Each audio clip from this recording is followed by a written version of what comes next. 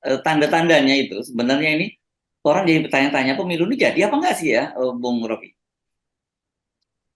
Sebetulnya setiap pertanyaan itu menunjukkan ada kegelisahan dan bukan sekedar pemerintah yang gelisah, justru kegelisahan publik itu bisa jadi alasan bahwa yang kita sedang persiapkan sebetulnya adalah dagelan. Jadi waktu publik bertanya jadi nggak sih? Artinya publik memang menganggap jadi nggak jadi juga nggak ada pentingnya. Tetapi bagi pemerintah, keadaan hari ini memungkinkan dia lebih aman menunda pemilu tuh. Karena ketidakpastian, karena ada mungkin pemerintah juga mencium ada gerakan sosial yang akan menghasilkan sedikit ketegangan karena soal-soal ekonomi, soal-soal perkembangan internasional. Tapi yang lebih penting adalah perkembangan di dalam partai-partai sendiri yang tetap mengintai peluang untuk dapat keuntungan semaksimal mungkin dari tukar tambah koalisi itu. Tapi makin lama koalisinya makin berantakan kan. Itu artinya grip genggaman Pak Jokowi itu makin lama makin lemah. Jadi itu konsekuensinya.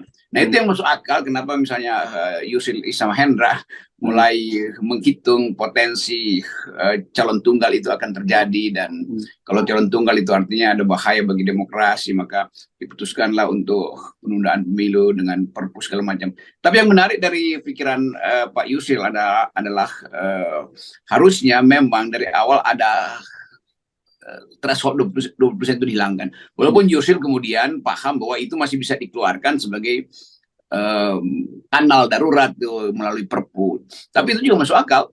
Jadi Yusril lagi sangat masuk akal hari-hari ini. Ya, tetapi saya justru malah menafsirkannya berbeda, Bung Rocky.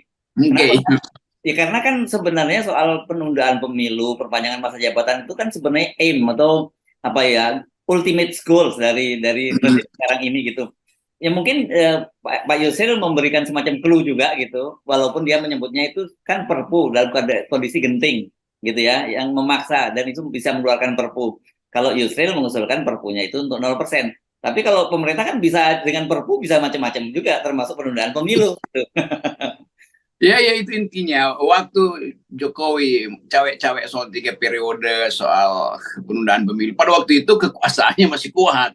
Dan sebetulnya kan dia berhitung bahwa ketika kekuasaannya kuat, dia bisa memanfaatkan itu untuk konsolidasi dirinya sendiri tuh, atau koalisi dia tuh.